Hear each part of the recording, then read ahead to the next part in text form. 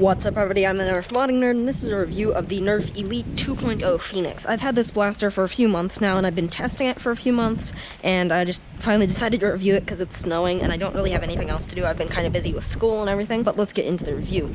So everything right here that comes with the blaster is shown right here. It comes with this blaster itself, this weird 6-round magazine right here with the weird blue plastic on the bottom, and then also it does not have a direction. Like, it has the imprint right there, where they usually paint in which direction the darts are supposed to go, but it's just completely orange, so you can't really see it at all. And then it comes with this scope right here. It's pretty much the same thing as the old modulus scope. It's a little bit different just on the paint job and the general aesthetics on the outside. With an external overview, starting up at the front, we have an end strike barrel attachment right here, so you can attach your barrel. If I reach down here, I have a barrel, has a little bit of snow in it. As you can see, it's snowing like that. This is the Stryfe barrel. Then it has a tactical rail on the side, and as well on the other side right here, then one on the top and one on the bottom as well right there. Moving back a little bit, this is the magazine well. There's nothing really special about that. It goes in and out just like normal, and it works with any end strike magazine. These are magazines from the original Stampede, and they work in there as well. Right here is the magazine release. That's the main gripe I have with this blaster, is you have to push the magazine release in here to actually be able to pull the magazine out.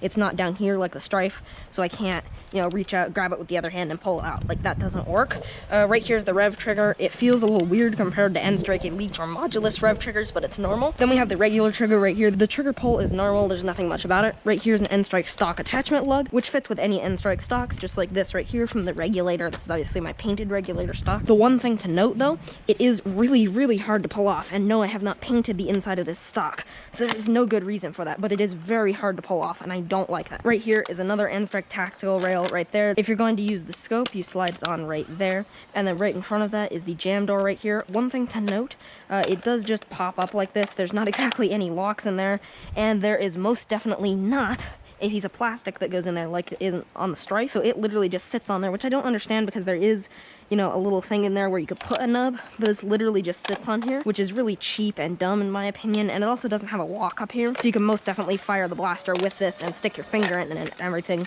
which Hasbro generally wants to prevent. I kind of forgot to talk about the battery door. The battery door is right here. You can unscrew it right there with that single Phillips head screwdriver, and it takes 4 AA batteries, just like the Stryfe. It's just the same power as a Stryfe, but it is very front heavy, unlike a Stryfe. It is always sinking to the front because of all the batteries in the front.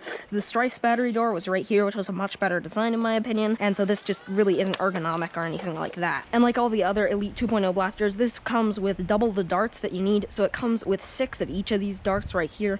Blue with an orange tip and orange with a blue tip. They look pretty cool, but they're Elite darts, so they suck. Getting into the firing demo, I'm going to start out with the included 6 darts, so let's do that.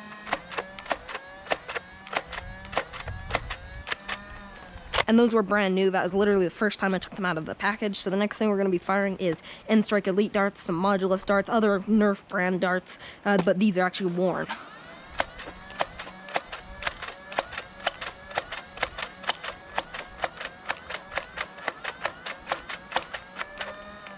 And next up, I'm going to be firing Adventure Force Waffle head darts, which is my go-to dart right now. So let's get into that.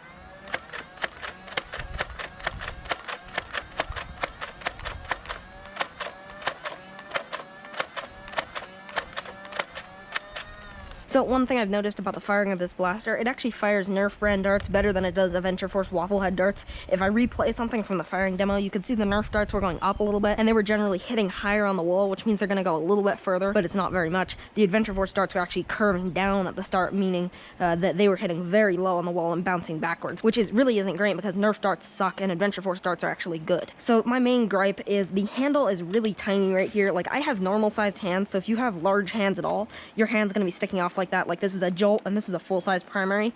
It's also very front heavy. Even with a stock on it, it's always wanting to fall forward, and I just don't like that, because if I have one hand on it and I'm reloading and it slides off my shoulder, it's gonna slide forward instead of sliding back, and I just don't like that at all. It's really weird compared to the other blasters. Also, the performance isn't that great. You could see it was shooting decently, but that's only like 15-20 feet, and it was still hitting pretty low on the wall, so the range is pretty bad, and the FPS out of this is really not that great. So overall, I wouldn't really recommend getting this blaster. It's not very good, but if you do want to pick it up, there'll be a link in the description box below.